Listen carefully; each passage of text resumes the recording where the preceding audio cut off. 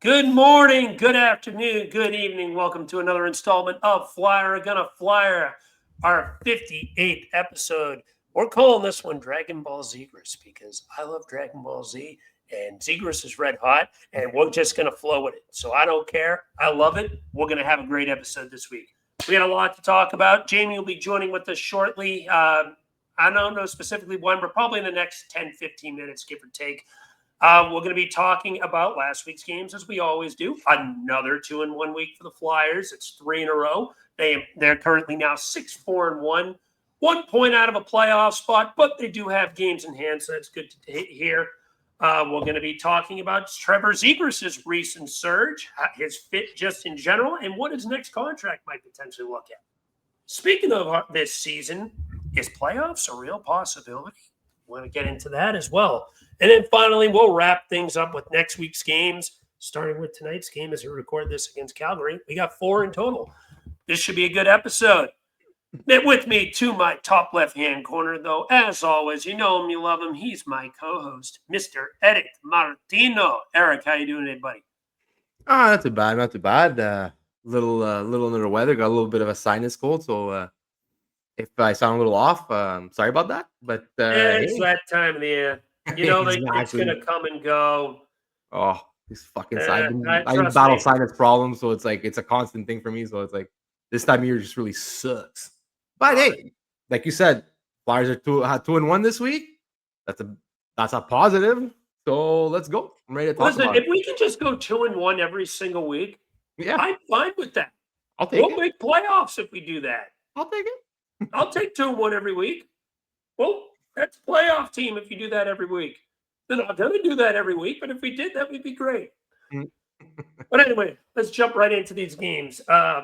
They opened things up on NHL's Frozen Frenzy last Tuesday against the Pittsburgh Penguins, and wow, was that game exciting. There was so much to talk about there. It felt like one of the old Flyers Pens games of the Giroux, Voracek, Simmer days back in the early to mid 2010s with how much these teams used to fucking can't stand each other. There was some real lament going on back and forth. Really didn't show until the second half of that game, but let's kick right into this. First, Sam Ersson got the start in this one, and early on, I thought, oh, God, bad decision, because Brazil put in a softie past him about halfway through the first. Pens jumped out to a quick 1-0 lead, despite the Flyers kind of showing like the better of play early on. Bobby Brink, however, puts in a goal of his own late in the first period. On the power play, Flyers power play has been looking good lately. Picked up a rebound off of a blocked shot, pots it into an empty net, ties the game at 1-1. Second period comes along. Flyers get a little bit of a rush until Travis Konechny absolutely snipes one. I think he got him far side, it looked like. Flyers went up 2-1. Pens got one in the third by the ultimate Flyer killer, Sidney Crosby, off of just a weird angle shot that went in. Tied the game at 2. Flyers really controlled play for the majority of this game, especially in the third period. The Pens just looked gassed. Then overtime began, and the chaos fucking ensued. There was more to talk about in the overtime than the game itself, the rest of the game itself. So overtime comes along. About a minute in, delayed penalty on the Flyers. I think it was on Zegras, if I remember correctly. I can't remember off the top of my head who committed the foul, but Evgeny Malkin hops onto the ice a little prematurely before the goalie even is halfway to the bench, gets a pass off the delayed penalty and scores off of Ersson, or did he? That play ends up getting ruled dead instantly because the goalie wasn't at the bench yet. Now, me at the time thinking, I thought that was too many men. I never realized, I guess, in the rule book, that does not count as a too many men penalty with the goaltender. If he's leaving the bench prematurely, it only counts as a dead play. But I think it dumb rule, but rule nonetheless, so whatever. At the time, I was pissed once I read into the rule. All right, get it. It's in the rules, whatever. Flyers do a good job. That PK continues to be absolutely sensational, showing shades of 2 years ago, minus all the shorthanded goals. Kill that off that penalty on the 4-on-3. Then Tyson Forster, late in the OT, gets a bit of his own, snipes one. Game over, Flyers win. Or did they? Play looked at and deemed offside.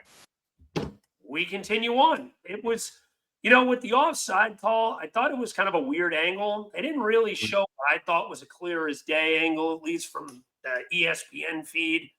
But here we are. They ended up calling it offside.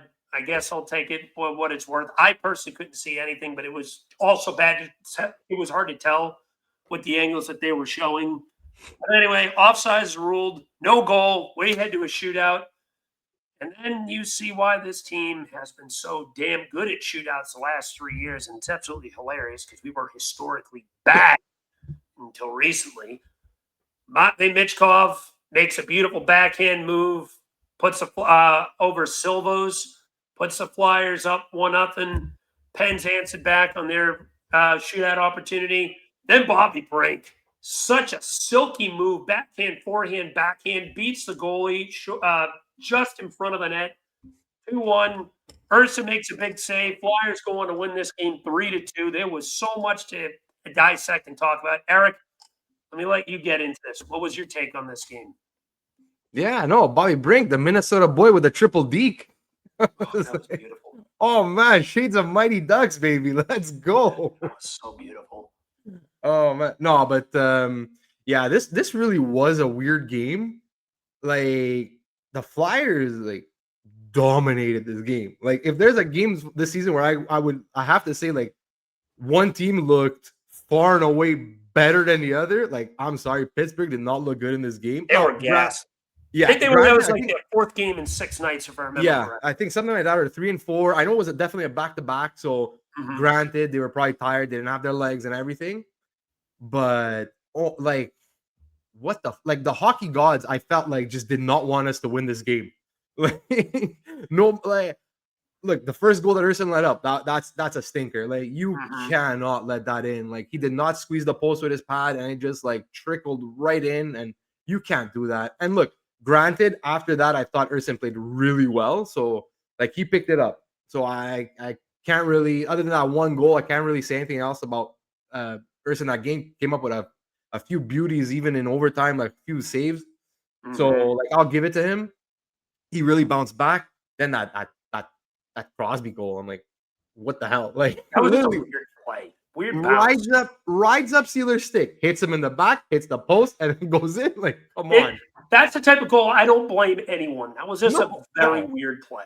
You can't. It's like, what's happening right now? Like, and that's it. And then like, yeah, and then overtime, we think we win, and then no, he's like offside. I don't know, barely offside. The puck didn't cross the line completely. It was a little bit still on the line, so it doesn't count. And I'm like, oh, like, come on, man. Like, seriously? Like, what the fuck? Like, I thank God, like, Jeter, like, he that goal didn't count there for. And like you said, yeah, me too. When I first saw it, I'm like, oh, that's too many men. Like, then they explained, oh, there's a rule. It's illegal substitution or something like that, or premature substitution.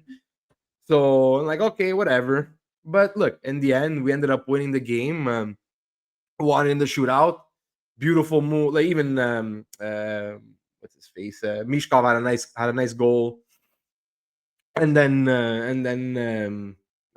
Brink with the triple D. That was just beautiful. But yeah, no, like look, and Arthur, I just want to say this quickly. Arthur Shilovs, I thought, played an incredible game for Pittsburgh. He was on fire. And I know we've talked about this before but on Pucking Around on our other podcast, on our NHL podcast, I did not understand why Vancouver traded that guy, especially for what they got in return. I'm like, was that really necessary? Like, I don't know, but like, no, look, he had a great game, and like, you know, as Flyers fans now, you know, Pittsburgh has their new, I guess, goalie of the future, so that kind of sucks for us, but whatever. But yeah, no, like, look. Really, really great effort by the Flyers. And how about the chaos that happened at the end of the overtime, too? When there was that brawl. So Wotherspoon kind of bumps into Forster. Forster then gives Wotherspoon a check, leads to an absolute mess. Everyone's scuffling with each other. 3 Flyers jump on Wotherspoon. Achari and Wotherspoon get on top of Forster. Zegras slaps Achari's helmet off. Achari looks like a friggin' shark in blood-infested water after him. Everyone's just in a mess. Drysdale's holding back Achari. Everyone's throwing hands. Somehow Crosby got off the bench and got involved, and Crosby and Zegras both got kicked out of the shootout. That made it give you the feel of 2012 Flyers Penguins when those two teams were at their peak of hatred.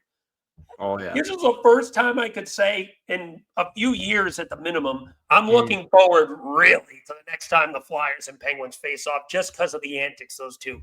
Because whenever there's Flyers Penguins, there's always, or at least there used to be, and it kind of felt like this game, there's always that extra animosity, always extra crap after the whistle. These guys going at it. You know me, how much I can't stand Evgeny Malkin. I think he's such a dirtbag, at least of a player.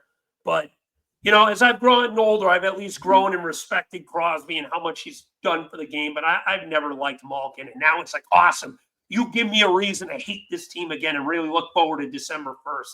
That game was fun. Flat out fun. Oh, yeah. And then that's true. Zegras knocking the helmet off. And then, like, after he said, he goes, well, listen, like, there was two guys on, I think it was Forster at the bottom of the scrum. It was Forster, yes. He's like, look, there's two guys on him. I had to do something to get somebody off. It's like, good call, man. Good call. Yeah, flat out. Just you got to do what you can to protect your teammates. Long story short. Yeah. Anything else, Eric, you want to add before we move on to the next game? No, that's it. All right. So, game number 2, Nashville. This game, the first period, I almost fell asleep because that was as bad and boring as a first period as it gets. Flyers really did nothing in that first period. Dan Vladar kept them in it, played good in net, had 8 saves. It was, I think the shots were 8-3 Nashville after 1. The Flyers just couldn't get any merit of offense going. But in the second period, they kind of got the wheels turned a little bit. They started getting going. And Matvei Michkov finds Trevor Zegras on a beauty of a feed after just winning a board battle. 2 guys all on top of him. Just gives him a little tap, drawing 2 defenders away. Zegras got all that open ice, and he just picks his spot, snipes it, 1-0 Flyers. Move on a little bit further in the period. Same thing, kind of a little more Matvei magic. He's working his game around the net, and it kind of looks like he wants to do his Michigan move, and Nashville's a little prepared for it. Jamey Drysdale sneaks up the left side. Michkov finds him. Drysdale sneaks on the corner of the post. Kind of a little bit like the goal Urson allowed against Pittsburgh. Flyers go up 2-0. Michkov picks up 2 primary apples, and I got to say that looked like one of his better games of the season just in general. Nashville gets one back late in the period. Third period comes along, and again, Trevor Zegras, man, this kid has been a superstar lately. He picked up a secondary assist on the Drysdale goal. He absolutely bombs a clapper of a one-timer right in the top corner on they had Saros in that game, right? I believe. I can't remember off the top of my head. Yeah, it was Saros. But he just claps right over Saros' shoulder. Nothing he can do about that. That's the perfect shot. Makes it 3-1. Game was pretty much out of reach there. You never really saw Nashville give any real pushback. Flyers patted an empty netter with Travis Konecny, put one from a weak angle, just putting it into the empty net to make it 4-1. Ended this game. Flyers get a solid dub. Eric, what's your take on this game? Yeah, no, this game was a bad game. Like, I'm sorry, but like, I like, thank God we were playing Nashville, and Nashville's a terrible team. Because if we were playing, like, I would say like a mediocre to good team, like, the Flyers were not winning this game. Like, I'm sorry, the Flyers are not going to win this game. Agreed. Look, it took 3 shots in the first period, 3, and then I remember I was looking at the clock. They had 4 shots, okay, 4 shots with 12 minutes left. With 12 minutes left in the second, I think they only got their 5th with like almost 10 minutes left. Like, it's half the game, and you only have 10 shots on goal. Hey, what are we doing? Like, I thought a lot of players struggled that game. I think honestly, like, only a handful of guys were going. Like, Vladar was on fire, like, and he had to be because like, obviously nobody else was. I thought Zegras and Michkov had a really good game. Drysdale. After that, I thought like everybody else was struggling. Everybody else was struggling, and look, we lost. I think Couturier after the first. That's when he went down with the shot off the elbow. Yeah, took the shot off the elbow, and then he was gone. So it was a lot of mix and matching after that. So, but even at that, like even before that, they weren't playing great. And I think, like you said, after like the second half of the second, so basically after the 10-minute mark of the second, I thought the Flyers started playing better. But even at that, like I just thought they were very opportunistic when they capitalized when they were supposed to, but or else I think this could have been a way different game. They only had 18 shots on net this game. So what Yeah. you say is 100% accurate. They were just opportunistic. They weren't really generating much off. And this is the Rick Tocchet offense. This is it's a double-edged sword. You're taking quality over quantity, but 18 shots is not a lot. They had dead last in the league in shots per game. Last night, going into last night, it was 23.1 shots a game. That's a minimal amount. Now, mind you, it bumped up a little bit probably with them playing a little more of a offensive-minded third period, just taking what they could get because they were playing from behind. But we'll get into that game shortly. But they just weren't generating much at all. I think they had like 6 shots at the halfway point of that game until they finally started peppering a little bit more in the second half of the second period. Even then, wasn't a lot, but they were at least getting some chances. One of the big positives I can take out of this game is even though they had a rough start, they did still find a way to win. These are the type of games last year they would not win. They would find a way to lose that game, or they would roll over and lose that game. And Cam York kind of said it best after the game. This is a game where your high-end talent has to carry you. As you mentioned, Zegras, Michkov, Drysdale all had good games, and those are two of your 3 high-end guys. I don't know if I'd call Drysdale a high-end guy, but he's still a good quality player on this team. But he's the Zegrases and the Michkovs of the world. These are the guys that are going to need to carry you eventually, in the Konechny's of the world. And, maybe if you want to put Drysdale in there, screw it. But point being, the high-end guys did what they had to do to get this team 2 points. They got the win. Vladar continued to shine. He had another great game in net, 32 of 33. They found a way to win, and that's what matters. When you look back at the end of the year, if this team does find a way to make the playoffs, games like that, where you found a way to sneak out with 2 points, you're going to look back on and say, good thing we got that game, or good thing we got game X or game Y or game Z, because they're going to add up throughout the year. But I felt like that was one of Michkov's better games too. 2 primary apples. He didn't get a lot of ice time. He got under 15 minutes.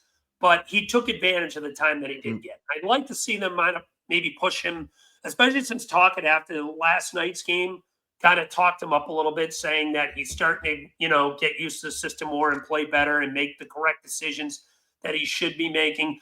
Hopefully he pushes to that 17, 18-minute mark sooner rather than later. It is good to see him starting to find his groove now. Eric, do you have anything else to add with this game? Yeah, just a couple more things. Again, like I bring up sometimes I bring up the deserve to win meter on Money Puck, and this game is actually really funny because the deserve to win meter has Nashville at 91.1%. That's insane. Like that's how bad like the Flyers I thought played like the numbers show it, like they really just didn't play well that game. And also quickly because Delorier played that game and he played the game before against Pittsburgh. Like, man, I'm sorry, but D'Lo looks cooked. Like he's not an NHL player. I don't even know if he's an AHL player anymore, man. It's bad. Man, and it really showed. I thought like in both games, he is slow. Like already that like he wasn't the fastest even early on in his career, but now it's really, really showing. And there was I can't remember if it was I'm pretty sure it was this game. It was a national game where that 4th line was hemmed in the zone for like almost 2 minutes. And there was a couple times I like you see him, he's trying to like race to the puck to try and get it out, and he's like a step too slow or what. And like, look, and I get it, like he's only gonna play maybe like 25 to 30 games like this season. But even at that, the way he's played the last couple of games, I'm like, man, should we even give him that many? Like we have, like I get it, like if injuries happen, I guess, but like, oh, that's rough. And I think I brought this up last week also. I'm like, right now, the way the Flyers are playing, like not necessarily playing, but like like Hathaway and like Abels, and we have, and even Sealer. Like we have guys that if need comes, they could drop the gloves and do basically Delorier's job. And at the same time, these guys can play like 10, 15, like some of these guys, 10, 15, 20 minutes a game and not hurt you. So I look like also at the end of the day of the strictly fighter goon, whatever. I'm sorry, but like those days are gone. Like how many of them are left in the league? There's D'Lo, there's Reeves, and there's like Rempe, but Rempe can actually play a little bit. Rempe can actually play a little bit. But you have a guy like Matthew Olivier, like in Columbus. But again, he can play. Like he scored, I think, 20 goals last season. Arbor Jack Eye, maybe, but he can play a little bit. So, but these are guys that can Don't play. knock Jack Eye. I just said he can play a little bit. Okay, you better have. Okay. No, but but like these are guys, and plus they're younger. These are younger. Well, not Reeves. He's older, but look at Reeves too. Like he's been getting sent down to the HL. He's barely playing 10 games a season. Like guys like that. When you get to a certain age. Like I'm sorry, but like we're playing him 5 minutes. Like why is he taking up a spot if he's only gonna play 5 minutes? Yeah. Like Grabankin can drop the gloves too. Like he's done it so far this season, and you could play Grabankin 10 minutes a game, and he's not gonna hurt you. So it's just I go look. I might be nitpicking here, and like, well, you're complaining about a guy that might only play 25 games. Yeah, but like, you know what? What if it's that one game that you really need, and he's in there and he costs you the game? Like, I don't know. Anyway, that's just a little rant there. If you have a potential playoff aspirations this year, he can't be in important games late this season. No. If you want to, run him a couple games here and there, just to give some guys a rest here and there. It takes a little bit of ice time off their shoulders just to give them a little less wear and tear. Yeah, okay, I get it here and there. Like maybe December 1st against Pittsburgh. That's a game I might want to see him in the lineup because I have a feeling there's going to be a few Penguins guys all pissed off at Zegras after how that game ended. So maybe a game like that, okay, I can see him in the lineup. But overall, this guy shouldn't be in important games for the majority of this. Like second half of the year, he shouldn't be seeing any time. If you want to give him a game here and there in the first half of the season, while guys are still trying to work their craft, all right, I guess. But so let me ask you a question. It's an important time when like January and February come along. Let me ask you guys a question. Why haven't they sent him to the AHL and bite the bullet? They're never going to do that. No, it's a matter of respect. Like it's out of respect. Yeah, but if it's hurting you, respect is fine. But it's because he's sitting most games. He's not playing all the games. I think he only got into 3 games this season. He's a 13th or 14th forward, and they're just sticking him in there. And they need a body, unless if they want to do it. It's just I don't know. I think that because Delorier is a good locker room guy, and that's probably the only thing I could think of realistically. But and like this was the guy that like when Chuck Fletcher brought him in, he's the one that started like getting the all you heard is that he's great in the locker room. He's bringing the team together and everything. And then when Fletcher was gone, and then like Torts came in and whatever, and then like they really got the room back to like respectability or like they unfractured it, let's say, Yeah. And so I think that's it. I think look, it's the last year of his contract. It's the last year. Okay. I'm warning you now, Flyers. I am warning you now. Do not resign him. They're not resigning him. You don't have to worry about. I am 100% confident in that he will not be back. They're not resigning him. I could give him a job in player development, something. I don't care. I'm fine with that. That's fine. Let him be let him be like an advisor or something like that. This is his last year.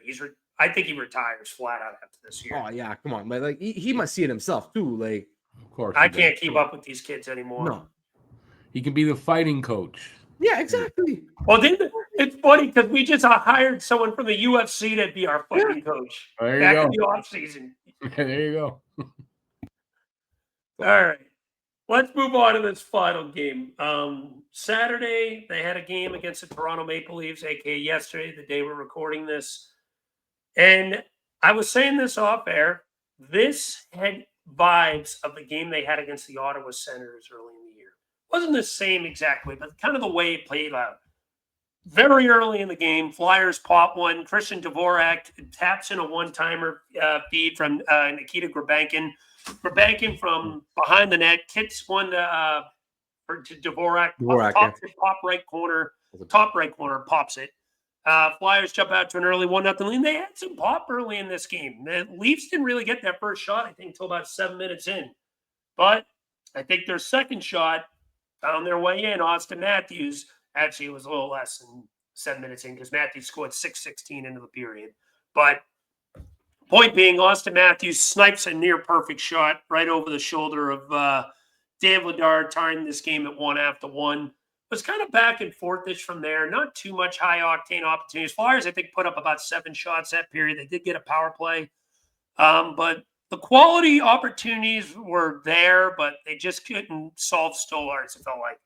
Second period, they were getting some good ice time after they – so let me also say this. Toronto had a 4-minute power play in that first period. And they killed it off. I believe it was a double minor, one for high sticking, and then one for Konechny chirping too much at the ref. And he ended up getting 2 more for an unsportsmanlike. But the Flyers found a way to kill off the double minor, kind of got momentum, swinging their way into the second period. They were getting opportunities, but they just couldn't seem to finish. Then the other way, McCabe ends up beating one from the point. A little soft shot from the blue line. Nothing Vladar could do. Never saw the shot. Too much traffic in front of him. Beat him on the left side and make it 2-1. Flyers, again, put the pressure on the Leafs. Get opportunities, but just couldn't solve Stolarz. Rush the other way. Robertson beats Vladar again at the end of a Leaf shift where the majority of the guys were out there for over a minute and a half. They had one mini 2-on-2 rush, beat Vladar to go up 3-1, and that kind of felt like the back-breaking goal because the Flyers never really recovered from that. It was one of those goals that just took the wind out of your sails when you were getting all that pressure, and you allow a goal like that. Third period begins. Easton Cohen gets his first career goal, beating Vladar far side. Vladar gets yanked after that. The Flyers go down 4-1. Flyers did get one late in the third to make it 4-2, but Leafs end up winning this one 5-2, tapping on an empty netter after Forster absolutely ripped one to make it 4-2 to get this game a little closer. My take in this game, the Flyers just could not seem to win a big face-off. They were terrible in the dot this game.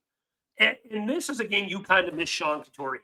Say what you want about how slow Coots is, but he's at least really good in the dot, and he's a guy who can play a good two-way defensive game. But they just seemed like they could never win a big face-off, and the puck would always end up on Toronto's stick. That was something I really took from this game. I think the Flyers were well under 40% the dot this game. If they weren't, it was close to it. They just seemed like anytime there was a face-off, it would end up on Toronto's sticks. The final face-off percentage was 57.4 to 42.6. So maybe they got it closer towards the end of the game. But I remember late in the second period, it was like 70-30 at one point. Flyers kind of maybe made it a little bit closer towards the end of the game, but they just couldn't win, especially in that second period, a big face-off. Eric, what was your take in this game? Well, I thought the Flyers actually played pretty well.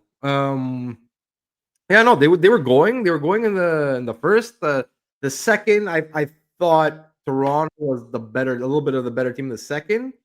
But again, like a theme going back to like the previous game is the shots. Although like against Nashville, I thought the Flyers didn't play well and they didn't get shots through, but it's because they weren't playing well. This one, I thought they were playing well, but like just couldn't get many shots through. Like I took a note at the 8-minute mark with 8 minutes left in the second period, the shots were 14-8 in favor of Toronto.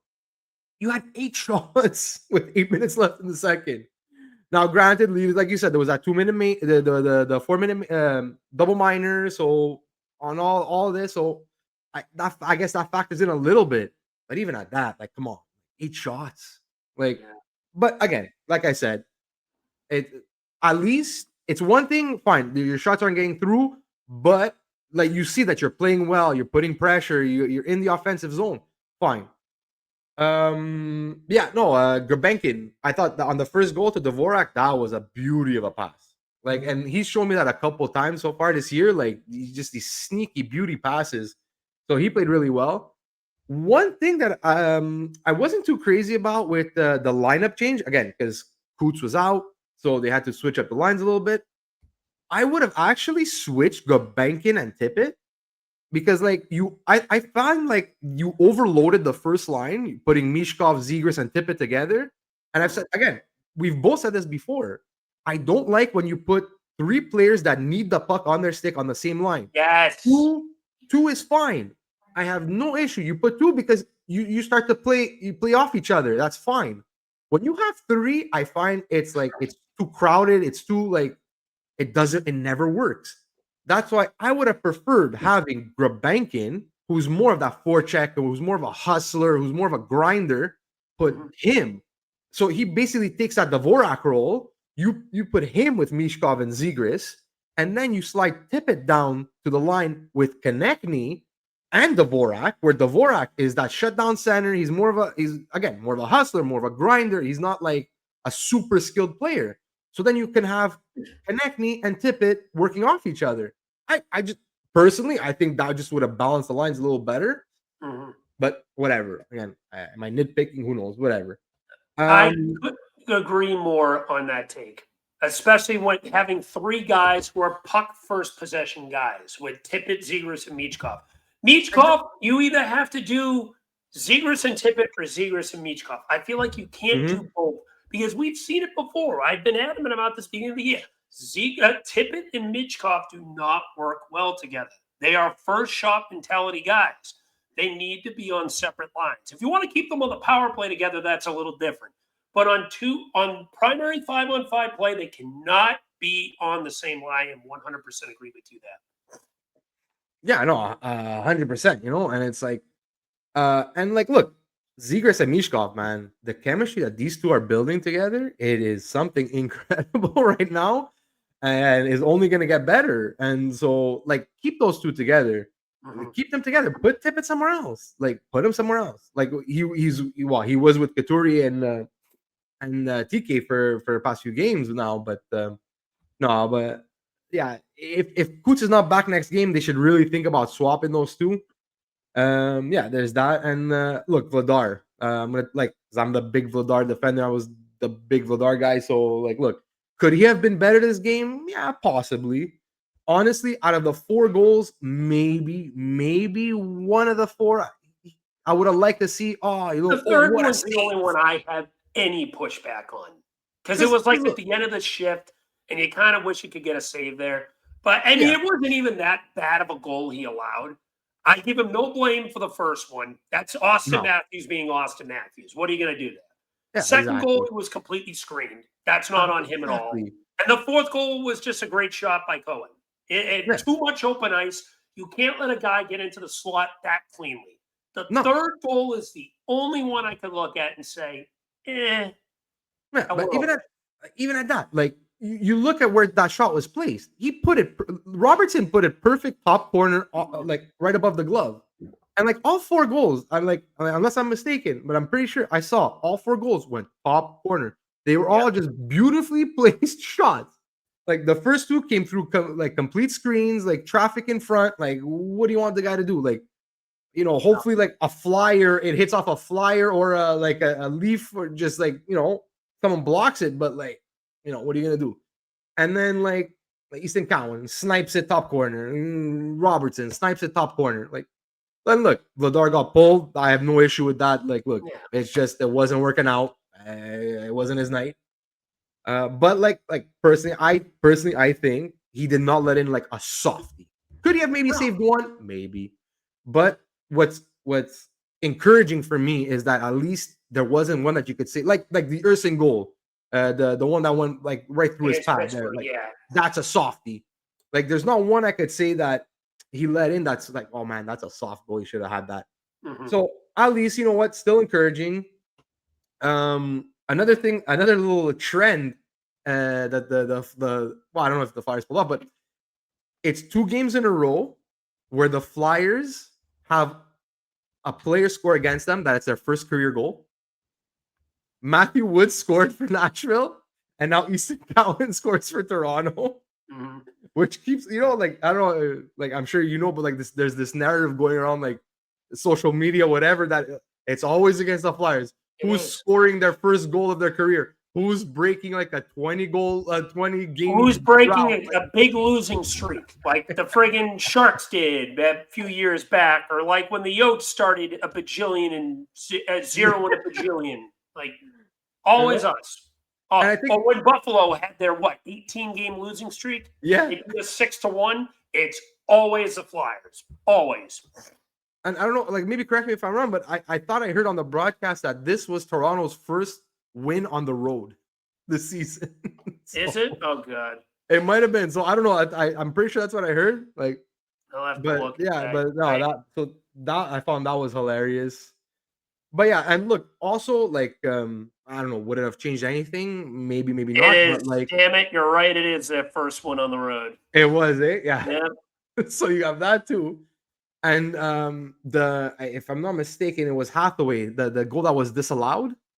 Like, come on, man. That should not have been disallowed. Like, I'm sorry. Yeah, no, that was the A-Ball's goal. Yes, the goal. A-Balls, okay. They called it a high stick. No, and then I'm sorry. The puck is saved, bounced, and then he hits it off the backhand. Like, the puck was already saved. Shouldn't that wave it off anyway? Because they called the high stick on the first, because he had it like the stick was high. But if you see, like, I don't know, like that's what I saw, but like when the stick, he made contact with the puck as the stick was coming down. So when he actually touches the puck, the first, because he deflects it down, the stick is to his shoulder at this point. He didn't hit it here, he hit it there. I was gonna say, so yeah, I think it was below the crossbar anyway, and he made the save. It's not like it went in off the initial shot. No. So I don't know. That I find that was a soft call. Terrible call. Terrible. And then I'm watching this on the Toronto feed. They even said that should have been a goal. The Toronto feed said this. I didn't get Jonesy last night, and wow, I'm fucking blanking. But I didn't get JJ and Jonesy last night because it was on NHL Network. ESPN Plus doesn't pick up the NHL Network games, so I had to watch it on my phone. And I'm watching this, and they're even saying like the initial shot was saved. That completely, even if it was a high stick, that completely negates it. So yeah, and the ref, why that was waved off either. And if you 4-2 with 17 minutes to go, still could have been a completely different game. And I'm sorry, like the ref that called it, right? He called it after that the goal went in. If you thought that was a high stake, you blow it dead when he hits it. Why do you wait for the puck to go down, Stolarz to make a save, and then he has to hit the puck again to go in, and then you call a high stick? I'm sorry. No. If it's a high stick, you call it when you see it. It's not after you're like, oh, but now they scored a goal. I think that was a high stick. I'm not 100% sure, so I'm going to call it no goal. Like, come on, man. That's Bush League right there. Yeah. Like, and what is this like now the third or fourth goal that the Flyers get disallowed this year? So let's see if we can go over them. The fucking terrible one in Carolina. I'm still not over that shit to begin the year. Second game of the year. The Forster one on Tuesdays, whatever. Yeah. I'm not too upset over that. But again, borderline. Yeah. And now whatever. This one, you had this one last night. There was another one too. I'm blanking on. I feel like before there was a fourth, game. but I can't remember. I'm blanking on it too. Shit. Anyway, might be wrong. We're gonna be like halfway. We're gonna be like 20 minutes in. I'm gonna be like, oh, it was this moment. Watch. Well, that's weird. But anyway, do you have anything else to add with this Toronto game before we move on to our next topic? No, just Stolarz also. Like, I just want to give him a little shout out. Stolarz had a really good game. Yeah, Stoli the goalie. And by the way, one last thing to add with this: you see him pull Zegras out of the pile like a frigging guy just carrying his kid. You know what? I saw that. Funny. I saw it yesterday. I saw it because I watched the game this morning on replay, but I saw it yesterday, like just a highlight on my phone. I'm like, what the fuck is Stolarz doing? Then I saw it like live. I saw it on the rewatch today. And then if you notice, like then after they're talking, like Zegras even gives him a pat on the back. And then I'm like, oh shit, it's true. They played together in Anaheim. I'm like, so Stolarz is just helping him. Like, no, but you're gonna get killed in here. His buddy would see, and vice versa. So that was no maliciousness. I knew that. No, that's why. Also, one last thing. Hope Brandon Tanev is okay with that scary whiplash he had last night too. That And for anyone who thinks there was no intent with that Michkov No. thing, that was clearly accidental. Purely You're accidental. out of your mind if you think otherwise. But anyway, Agreed. let's move on. Speaking of Mr. Trevor Zegras, this episode name is called Dragonball Zegras. Great show, by the way. You should check it out. But anyway, Trevor Zegras has been a glove fit. We're now 11 games into the season, 13 goals, 13 points, 4 goals, 9 assists. He's been, as I just stated, a glove fit. Him and Michkov have been the talent juices that this team has needed for years. Mm-hmm. It's encouraging to see. And we've got to be talking about how much he's impacted this team and just flat out what his next contract will look like. Eric, let me start with you. What do you think about Zegras' recent surge, his overall impact on the year so far, and what would you think his next contract could potentially look like here? Oh no, look, Zegras has been like, I don't know, like more than expected, I guess. It's like, I don't know, a nice way of saying it. Like look, we all know that the talent is there with Zegras. Like super, super talented player. He showed it before in Anaheim. Like he had like his first 2 seasons, I think were like 60-point seasons or something. So the talent was there. And look, the last couple years, he battled injury. That seemed like just the coach just really didn't like this kid and didn't like the way he played, moving him from center to wing and this and that. And it just, look, it wasn't a fit. And now look, is it also because maybe, young kid, he was there, Zegras, he was like, 19, 20 years old. So, early success, maybe, it goes to your head a little bit. So look, it's possible too. But now look, he got traded to us. We got him for paying a second and a fourth steal. This is looking like a pure steal right now. Verbeek's head must be like, what the fuck? But no, he is the high-end skill that we're lacking. And look, Michkov, high-end skill. But then after that, like, TK, yeah, okay, like he's skilled. Is it high-end skill? Maybe not. Same thing with Tippett. So, Drysdale. Yeah, Drysdale, York. Like, these are good players. These are skilled players.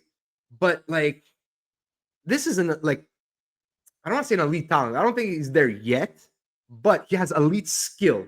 His hands are smooth. Like, the passes that he's making are incredible.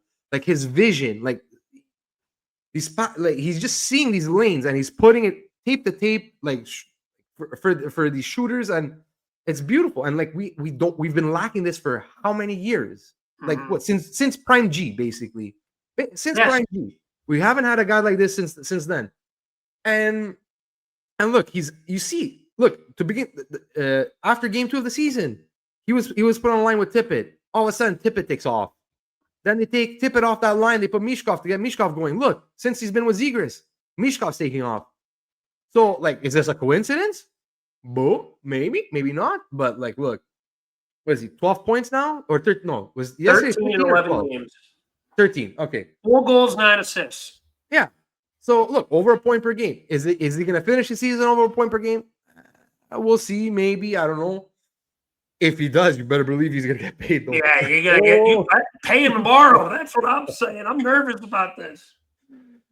No, and look, and what was one thing that was said, like when we acquired him? Oh, can only help the power play. And look, power play, him too. Like they moved him from the first unit to the second unit with the Kate's line basically, and they've been on fire. They've probably been our better unit since the switch. So no, look, the price is going up. Price, for sure. Every game, For sure. the price is going up. And look, a lot of people are saying, "Well, no, sign him now before it gets too expensive."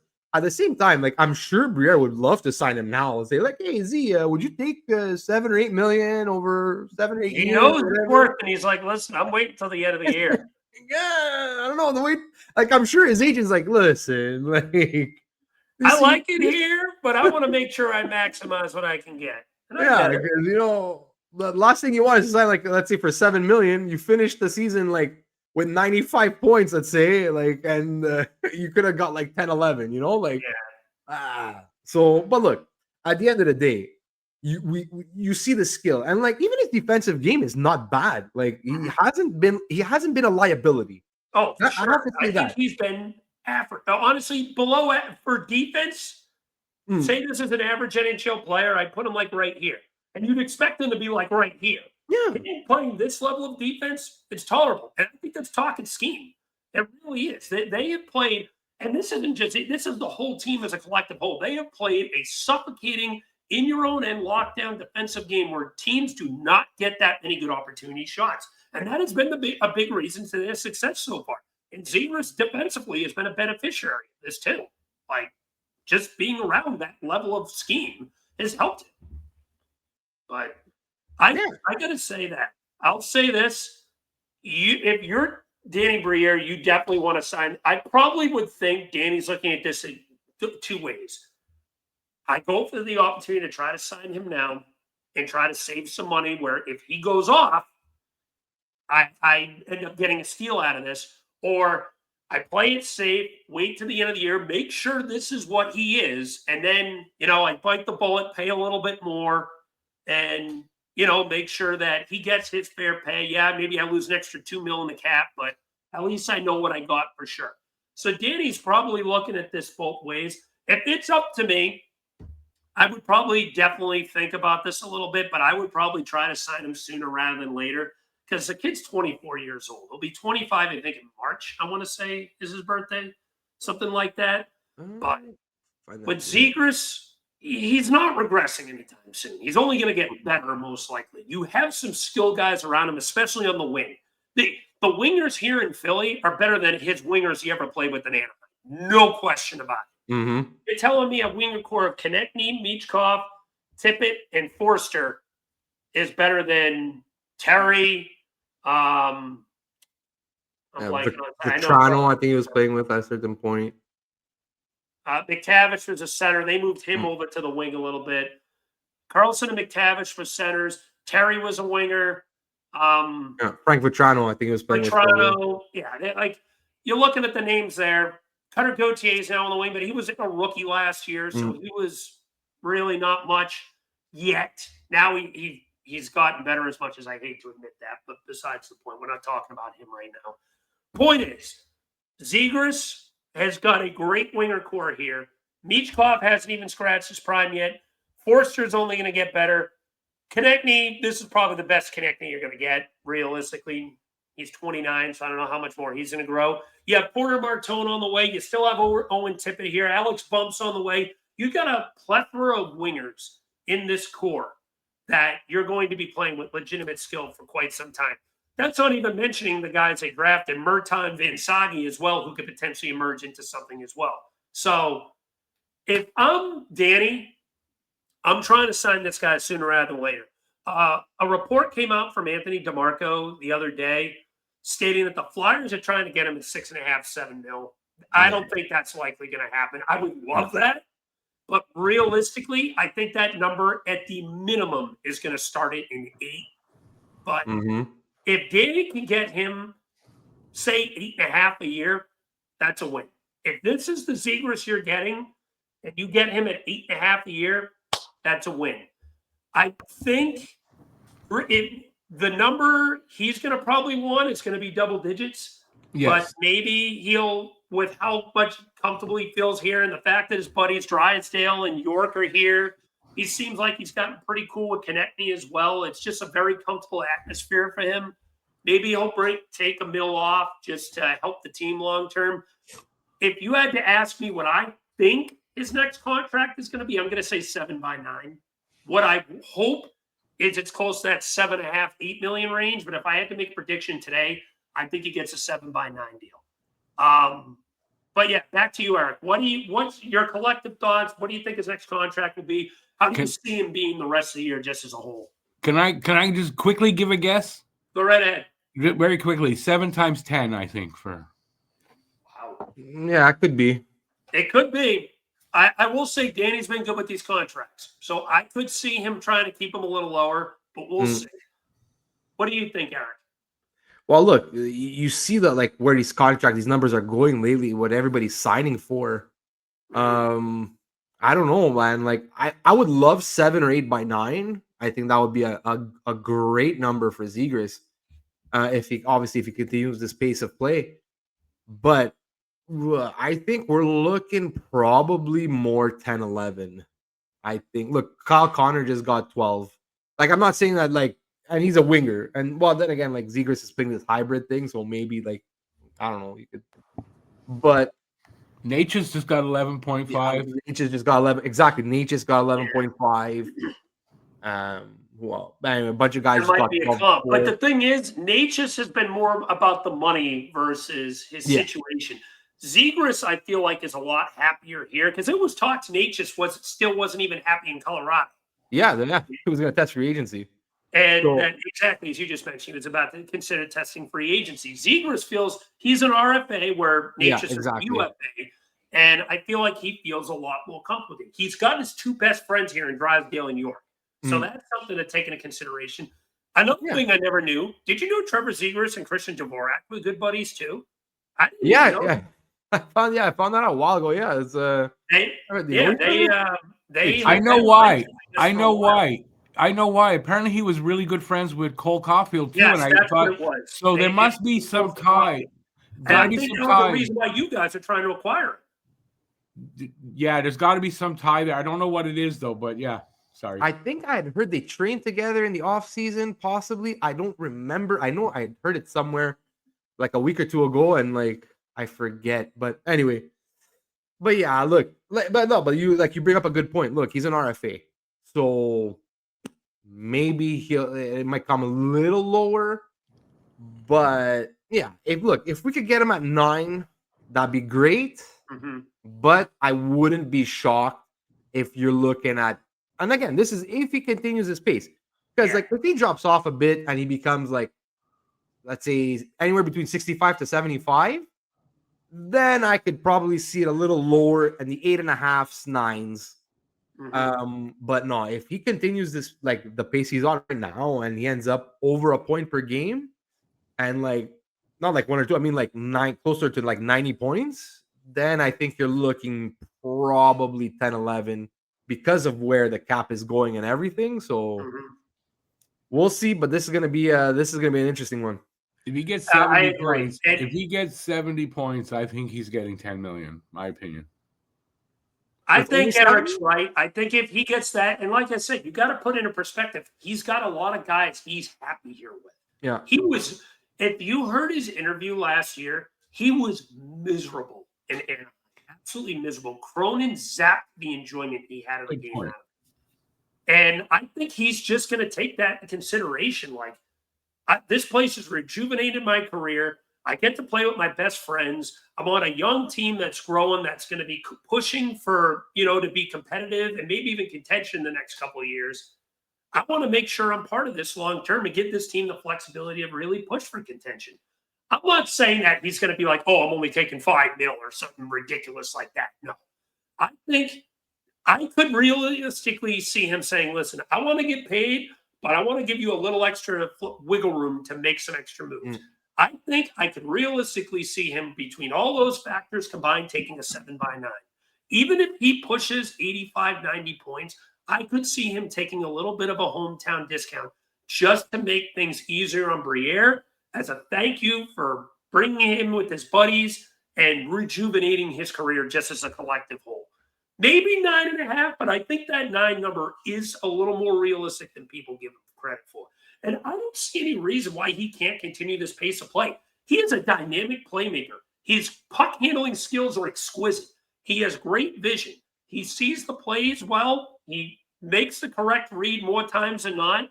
He's going to make a hiccup here and there. Who gives a damn if he does? He's still young. He's 24. But he's playing very well. This has been probably the best start to the career he's ever had for a season. I think realistically, you ask me how I think he's going to go the rest of the year, I think he's going to end up with about 87, 88 points. I really do. I think this kid just feels like he's in a groove. I was hoping for 60-ish. At this point, I was hoping after 11 games, he got maybe 6 or 7 points. He's shattered that. He's at 13 right now. He just feels like he's playing confident. He's playing without any gorilla on his back. He's playing with little pressure at all. he doesn't have the weight of the world on his shoulders, I think is a better way to put it. He just feels like he's confident and he's just making plays based off of instinct and automatic reads. And, playing with guys like Michkov and Konechny and Forrester and Tippett help.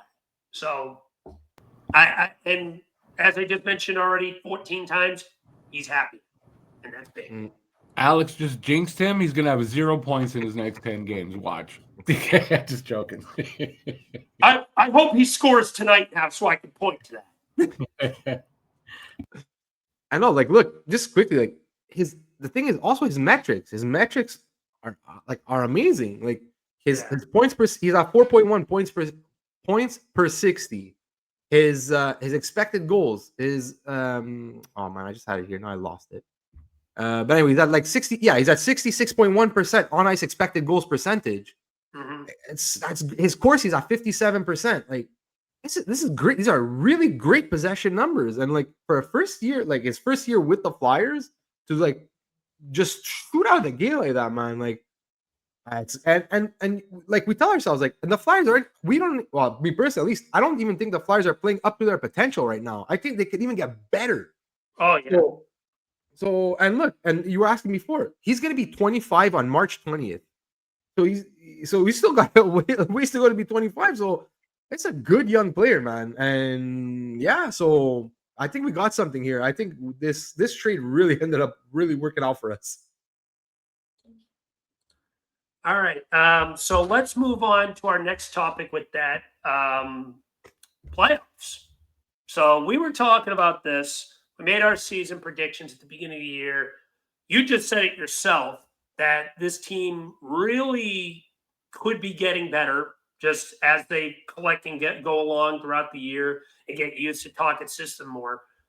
Eric, let me start this with you. Do you think playoffs is a realistic possibility this year? I do. Honestly, I'm not guaranteeing a playoffs, but I don't think it's guaranteed. Obviously not. But who's to say that we can't make the playoffs? Honestly, because if you look at look at the rest of the teams and the way they're look, there's a couple teams that struggled to start the season that now are picking it up.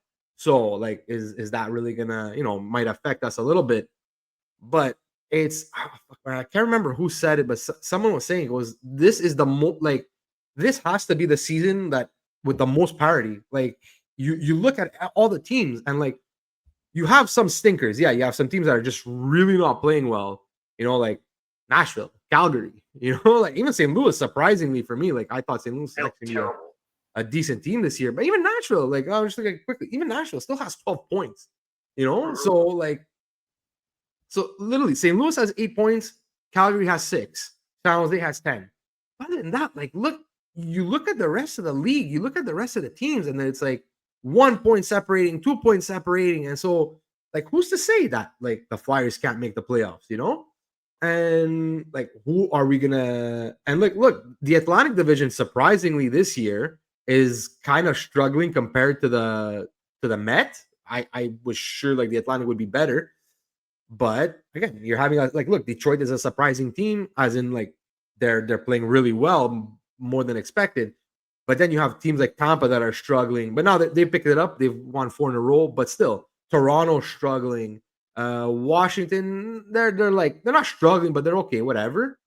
So yeah, look, we're sitting right now, as of today, outside of a playoff spot, but yet the Rangers have played 13 games and they have the second wild card at the moment.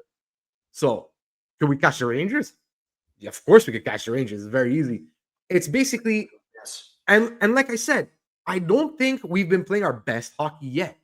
We haven't. There's how many times do we say, oh, you know what? They had a kind of a bad second period, or they had a kind of a bad first period, and this and that game was shit, whatever.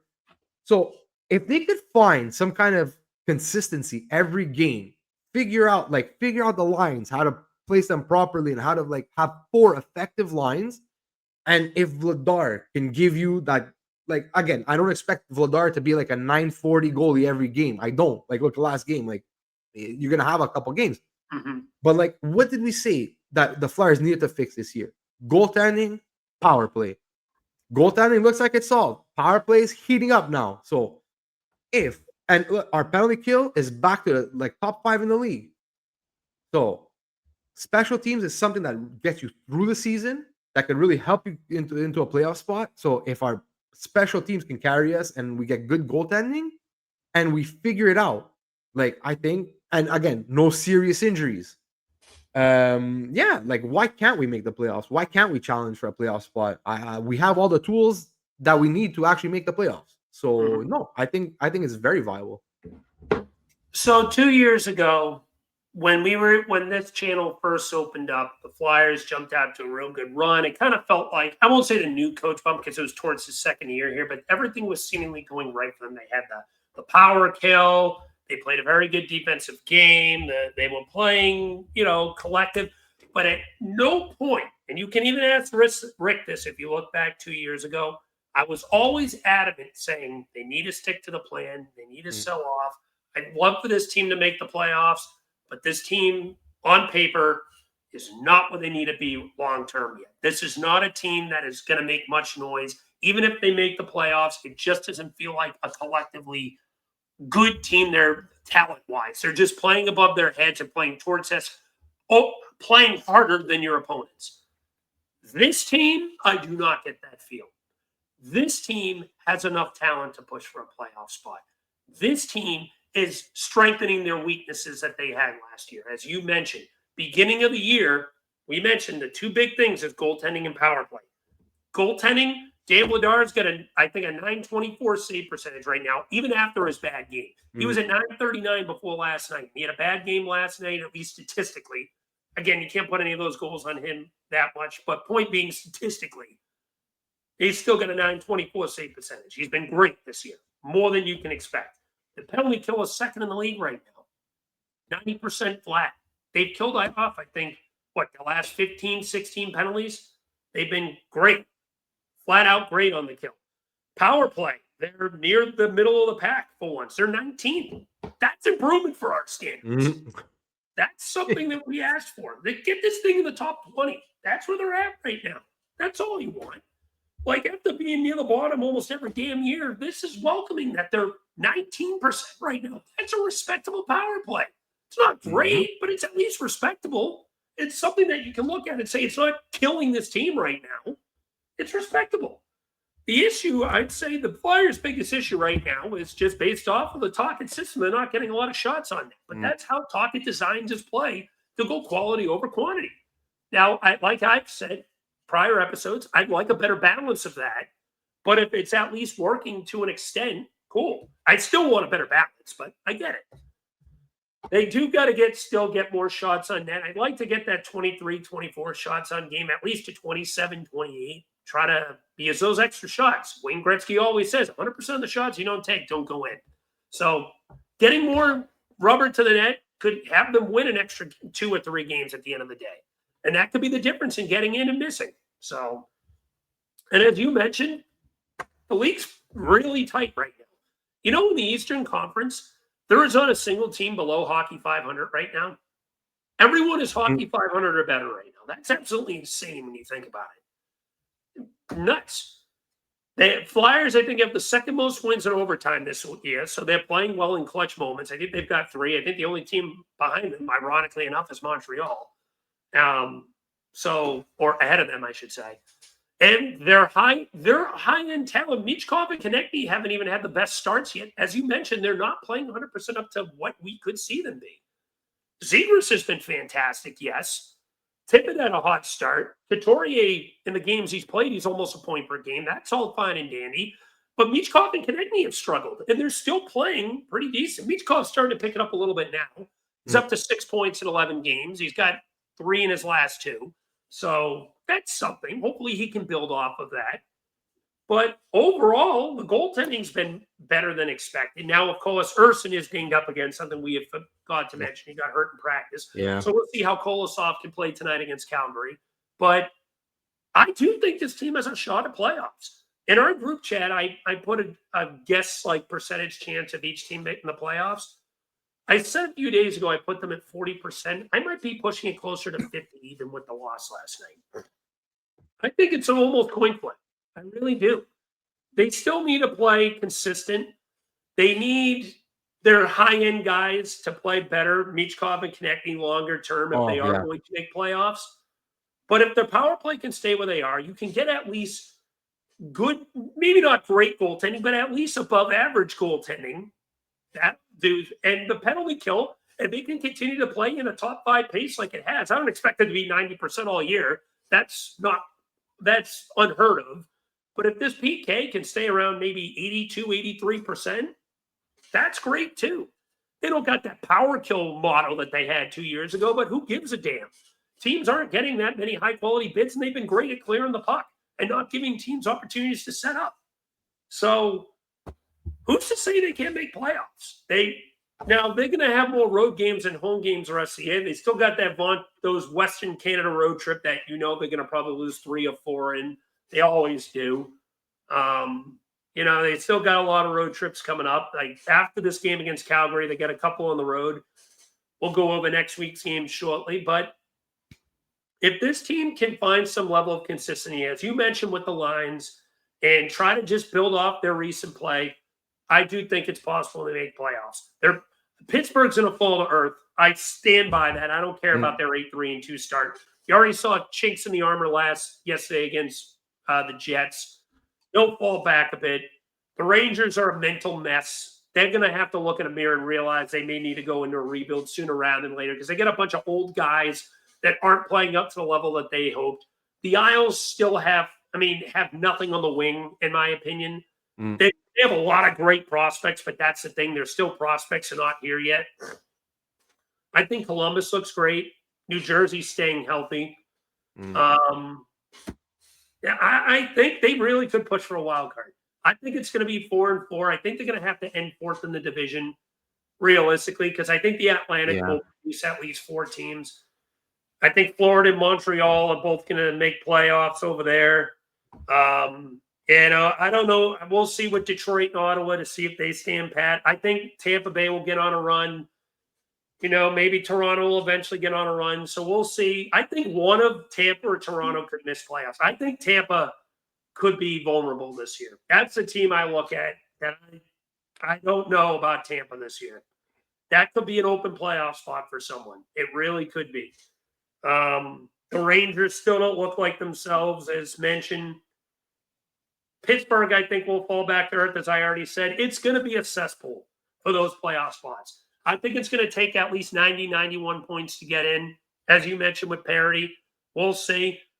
But if the Flyers' top guys can get it going and they can keep playing at the pace that they're playing, who's to say they can't make it? Who's to say? Yeah, and look, one big thing, though, that I think the Flyers really have to improve on, it's because we're right now ranked 29th in the league in goals for with only 30 goals on the season. Agreed. That has to improve because right now our goals against, though, we're 2nd in the league, only allowing 29. Yeah. So if we could start maybe separating a little bit, scoring a few more goals, but that might also have to do with, guess how many shots we're taking on average per game? 24. And we're ranked 31st in the league. Oh, we're at last? Yeah, no, there's somebody worse. I just put it away, but there's somebody worse than us.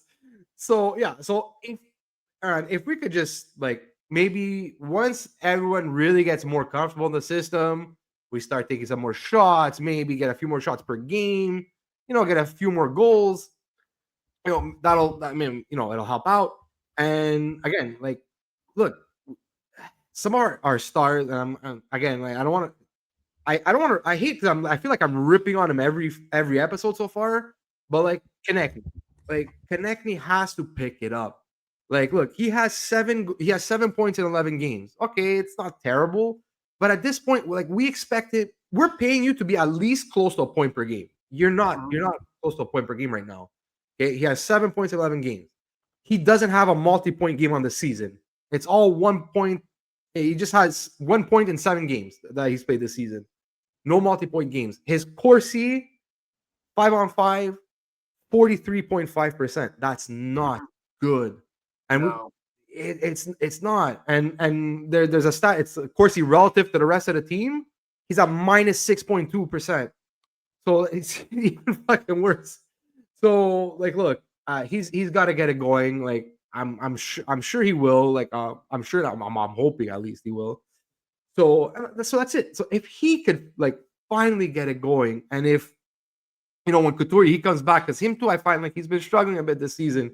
Like if he could get it going, and so we could score a little bit more, that's just another step towards the playoffs. All right. Do you have anything else to add before we move on to the next week's games? No, I think that's fine. All right, cool. All right, so with that being said, let us move on to next week's games. By the way, everyone, I apologize. I thought Jamey was going to be joining us this week. Unfortunately, he got held up. He should be back next week, though, so I do want to apologize and address that. But anyway, let's move on to next week's games. You got 4 of them. Going over them in order. Tonight, they play Calgary on the second half of back-to-back. Actually, their first back-to-back of the year. Didn't actually realize that until just now. And ending their 5-game homestand. Then Tuesday, they travel north of the border to play the Canadiens de Montreal. First Demidov Michkov matchup. That'll be fun for quite a few people in the DPWM crew. Then Thursday, they wrap up their season series with the Nashville Predators in Nashville. And then Saturday, a little matinee at home against the Ottawa Senators. Eric, I will start with you. Give me your week's predictions. Okay. I think this week we're gonna go 2-2.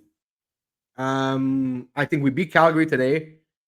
Look, Calgary is just not a good team. No. They don't score much, so that's great for us. Like we don't allow much, they don't score much. Recipe for first team in hockey right now. So yeah, I think we beat Calgary.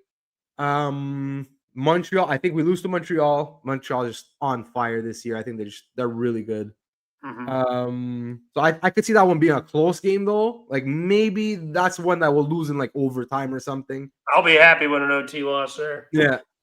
Nashville, I think we beat Nashville. Again, Nashville's just not a good team. Like, look, I think we played one of our worst games this season against them, and we ended up with a win. So I think we beat Nashville easily. Ottawa, it's just I don't know. We always have a hard time against Ottawa. Like I think it's something about those Ontario teams that like I don't know. Like so I think we lose to Ottawa. So 2-2 this week. Go 3-1. Actually, I'm going to continue the good times. I think they mollywop Calgary tonight. I'm going to say they win this game 6-1. I think this is going to be belt to ass. One of their best games of the year. Montreal, I want to say win. I do, but they're playing good right now. I really can't deny it. I really can't. I'm going to say 5-3 Montreal on that one. Third game against Calgary, Nashville. I'll say we win that one 3-2. It'll be kind of an ugly grind out game, but they win it in overtime. And then, even though you say what you say about Ottawa, you're absolutely right. They seem like they struggle with them. I think they're going to rebound off that one. Another home game against Ottawa. Giroux comes to Philly. Giroux will get a point. He always does against us, it seems like. But we end up winning that one in a high-scoring 6-4 affair. I'll put that 3-1 week. And you can print it. So, with that being said, that is going to wrap things up for this week's episode of Flyera Gonna Flyera. As always, like, comment, and subscribe. I have one more thing to say. Go right ahead. Just quick. Like, I just want to address the quickly on Luchanko getting sent back to Guelph. It really sucks because like, look, I think it probably is the best thing for him, whatever, like go to Guelph, whatever, go back to juniors, hopefully you get traded, this and that, whatever. It just really sucks that he never got an opportunity, at least to play in the top 9. And understandably so, like he wasn't going to take Kutz's place. He wasn't going to take Zegras' place. He wasn't going to take Kate's place. I get it. Like, it's fine, whatever. You didn't want to give him the chance. You don't want, fine. It just really fucking sucks that like we send him back and then like 2 days later, Kutz gets hurt and he could have easily played third line last night just to get one game to see like if we elevate you, give you like 2 really good wingers, what maybe because honestly, I saw some really good stuff. Like a lot of people were saying that they were disappointed out of the 4 games he played this year as opposed to the 4 games he played last year. I actually thought better. He showed more offensively in these 4 games than he did last year. My opinion, whatever. And again, like there was warts to his games. There's things he needs to clean up. I get it. It's fine.